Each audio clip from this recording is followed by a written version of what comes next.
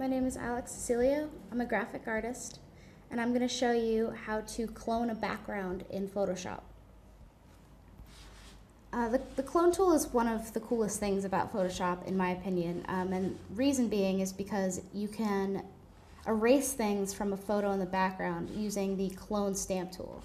So I've opened my photo, and I'm going to go over to, right below the paintbrush is this stamp button. I'm hold it down and just select clone stamp tool.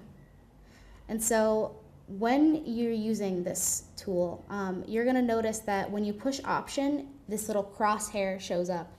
And what that's doing is it's selecting a part of the image to clone.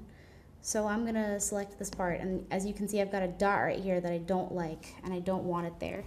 So I'm going to show you how I would get rid of that. And actually what you can do is pay attention to the brightness and color that you're copying, because as you may have noticed, when I tried to color this, it got darker, so it looked really artificial. So what I should have done was pushed option and just click a part that's more related to the color that I'm trying to erase.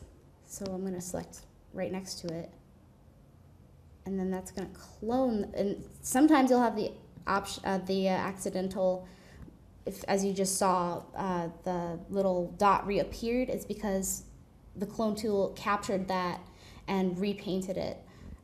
So just be careful how far you paint, but I'll show you one more time. Just hold down option and click, and then go right on top, and it's just literally painting a copy of the sky that I just captured. So then when I get out of there, you'll see there is no more dot.